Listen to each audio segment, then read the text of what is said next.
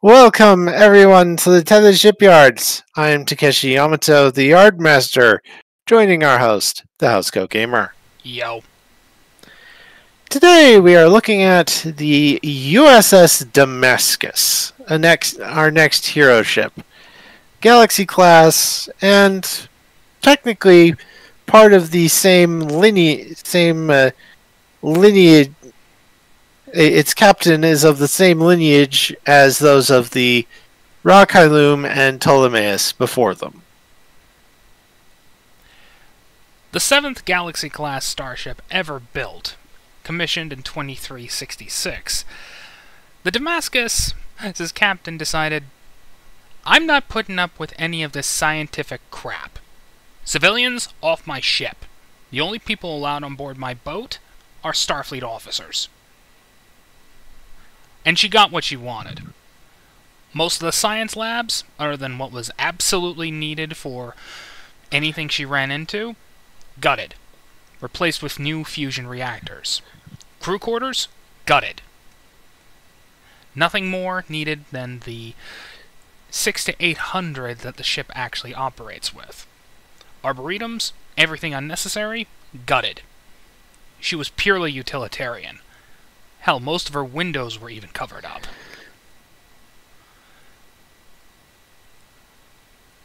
There was a reason for this. The captain was normally had experience patrolling the Romulan neutral zone. And we both know what the Romulans are up to. Nothing good.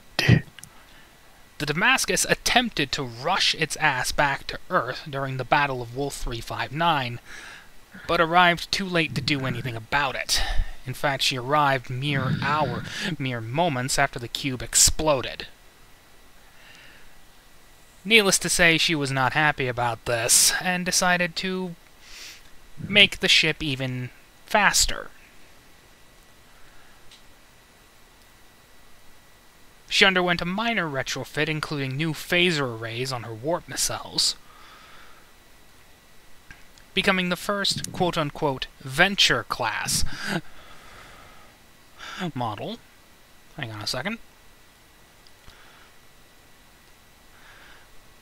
Whose eventual configuration would eventually contribute to the Devron class program. Yep.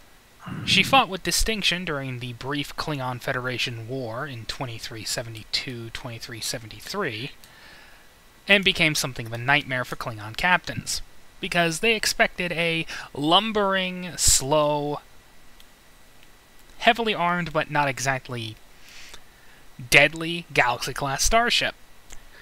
What they got was basically the second coming of the windstorm. Because all those facilities, they made room for more fusion reactors, more torpedoes. She was even a test bed for quantum torpedoes in 2370. And alongside very few starships, she was one of the few that survived the Second Battle of Chintaka. Mostly because she weaponized her tractor beam and started using enemy ships as shields from the Breen energy dissipators. And slammed the enemy ships into the enemy ships. Yeah. A fun fact, the entity known as Vatic would use this similar tactic against the USS Titan, eventually USS Enterprise NCC 1701G in 2401. Yeah. With less destructive results. Yeah. The Damascus was one of the few starships that could go up against a Dominion dreadnought and win. She would later serve into the twilight years of the 24th century, being one of the few Galaxy-class starships to remain in service, despite the mass decommissioning of the class, mostly due to one simple fact. She was essentially a Ross class, without being a Ross class. Eventually, however, the Damascus would be decommissioned after the Iconian War. However, she would be replaced by a Cygnus-class battlecruiser bearing the same registry and name. Her captain would also get this new command. Because she's angry and she wants everything to die. She did not mellow in her old age. Yes. So, we get to the stats. The standard Galaxy-class space frame, as covered in our Galaxy-class overview video, the Galaxy-class stat block starts in... It has a service date of 2359 and has a systems value of comms 9, computers 10, engines 10, sensors 9, structure 10, weapons 10, and department modifiers of 1 point each in command, science, and medicine. Now, we are using the warship profile, so command 3, con 2, security 3, engineering 3, science 2, medicine 2, and we're using a year of 2374 to represent this thing, so we have 1 refit point, which we're sticking into weapons. Now, we usually don't do this for hero ships, just basic with add refits, and I just take the profile and add stuff to it, just standard starship creation. But we're going to, for the systems values, we're going to assume some milestones were applied. We're going to assume at least a couple of milestones were applied so that we can swap up to, let's say, 3 points from one department, from one system to another, and potentially the same with departments. I will leave it to Ron to figure out what goes where. As she's purely designed for one thing, patrol and combat, mostly combat. Yeah. That will go straight into defensive systems and offensive systems. All right. So we currently are at the majority would go into her defenses because the Galaxy is not exactly a agile beast. Data may have made this thing turn like a fighter, but it's not. Anyway, current values are comms 9, computers 10, engines 10, sensors 9, structure 10, weapons 11. More power to the shields, more power to the weapons. Right. Like I said, we can adjust. We can do 3 point adjustments, taking 1 points away from one system to put into another. Up to 3. And all of those are going to be going to things that this crew just doesn't use. She's not a science ship. Her computers barely get any work on them. So drop computers down to at least 9, and sensors to 8, to put a point each in structure and weapons. So that's comms 9, computers 9, engines 10, sensors 8, structure 11, weapons 12. That's good enough for me. Alright. Now for departments. Again, we are at Command 3, Con 2, Security 3, Engineering 3, Science 2, Medicine 2, and we can apply up to 3 point modifiers, aka remove points from one department to add to another.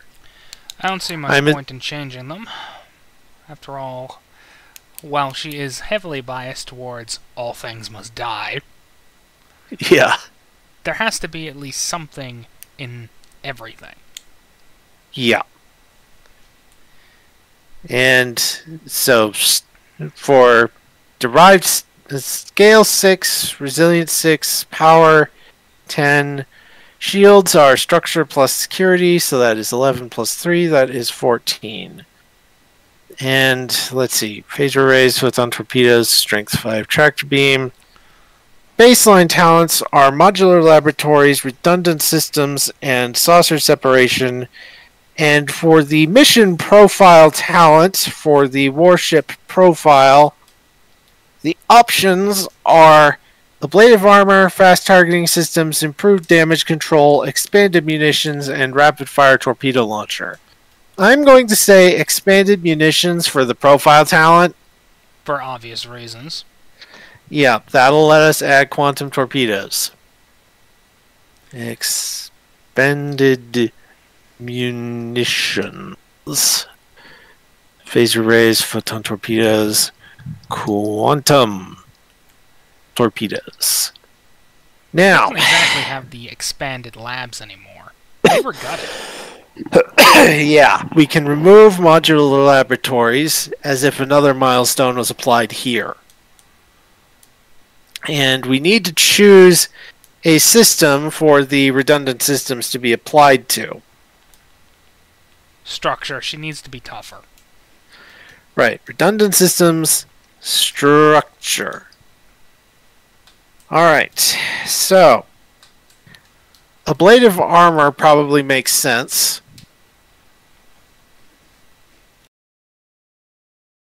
That brings the resistance up to 8. I think you said more fusion reactors? You have no idea. So secondary reactors, definitely. So that brings our power up to 15. Alright, we have ablative armor, expanded munitions, redundant systems structure, saucer separation, and secondary reactors. We have room for one more. Advanced shielding for obvious reasons. She needs to be tougher. She's going to be going up against ships that are bigger than she is. Alright. And considering the time frame she served in, I wouldn't be surprised if she didn't fight. If she fought during the Battle of Sector 001, and we just didn't see her. Yeah, for so obvious reasons, because there wasn't a Galaxy model for yeah, filming. Yeah, so shields go up to 19. We might potentially do. I might potentially do a stat page for a Cygnus class Damascus A in the future. Or potentially even just update her to do a 2400s. I do a 2409 version with Ross stats. She is effectively Ross Light by that stage. The only thing she's missing is the extra warp core, which the fusion reactors kind of make up for. Yeah. Yeah. But, yeah. I suppose we're on to the descriptor traits. Yeah, the Galaxy class comes with the basic descriptor trait of Federation Starship.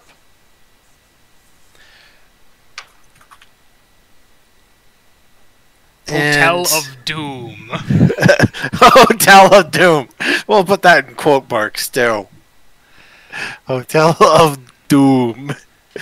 Because, yeah, these things were... yeah, these things were like mobile... like flying cities in space. But, yeah, Hotel of Doom, I like that. Most Galaxy-class starships are known for their luxury, and for their menacing capability of making things die when necessary. The Damascus has no luxury that isn't entirely necessary. But she makes things die even more. Yes. Yes. Not quite to the level of Omae wa mo shindeiru, but definitely up there. Bane of the Breen. Oh, yes. As one of the few ships to actually do some damage during the Second Battle of Chitaka, the Breen recognized this ship for what it is. a priority target that needs to be destroyed at all costs. Yeah, of course, when they tried to hit it with their energy dampening weapons, they found their own ships being thrown into the way. And then thrown right back at them. Otherwise known as Vadek's inspiration.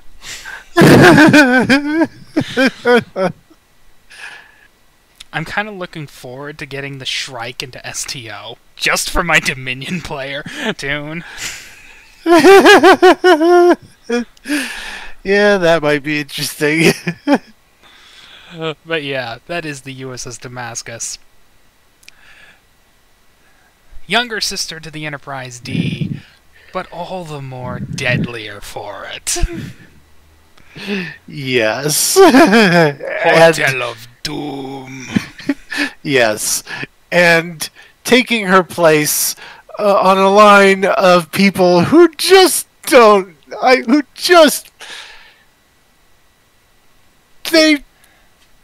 Their end goal in life is just to make the enemies of the Federation do one thing. Go save die!